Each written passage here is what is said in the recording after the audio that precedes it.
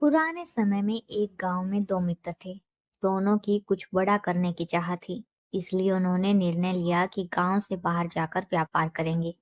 उन्होंने योजना बनाई कि दोनों अलग अलग दिशाओं में जाएंगे, व्यापार करेंगे और कुछ महीनों बाद वापस अपने गांव लौट कर आएंगे और अपने अनुभव बताएंगे। योजना बनने के बाद दोनों मित्र अपनी अपनी राह पर निकल पड़े।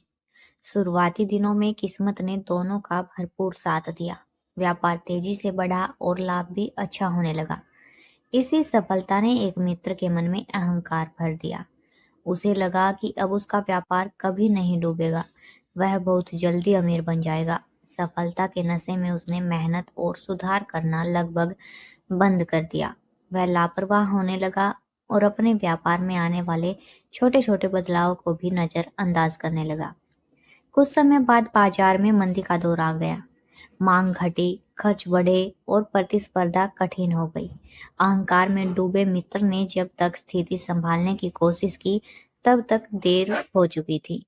उसका व्यापार घाटे में जाने लगा और धीरे धीरे उसने अपनी लगभग पूरी पूंजी खो दी। हताश और परेशान होकर उसे अपने मित्र की याद आई, जो दूसरी दिशा में व्यापार कर रहा था। वह सलाह लेने उसके पास पहुंच गया। वहां जाकर उसने देखा कि मंदी के दौर में भी उसका मित्र लाभ कमा रहा है। उसे आश्चर्य हुआ कि जब बाजार सबके लिए कठिन है, तब उसका मित्र कैसे सफल हो रहा है। उसने कारण पूछा। सफल मित्र ने शांत भाव से कहा कि मैंने सफलता को सिर पर नहीं चढ़ने दिया। मैं लगातार सीखता रहा, नई रणनीतियां अपनाता रहा और हर स्थिति का सोच समझकर सामना किया।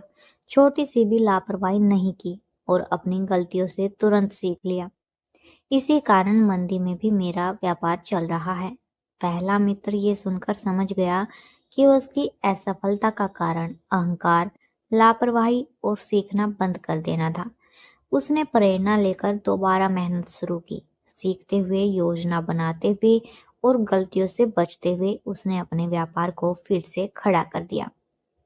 तो इस कहानी से हमें ये सीख मिलती है कि जीवन बदलता रहता है, परिस्थितियां बदलती रहती हैं। जो व्यक्ति सीखना नहीं छोड़ता, वही बदलते समय के साथ खुद को ढालकर सफलता पाता है। जब इंसान सीखना बंद करता है, वह आगे बढ़ने की क्षमता भी खो देता है।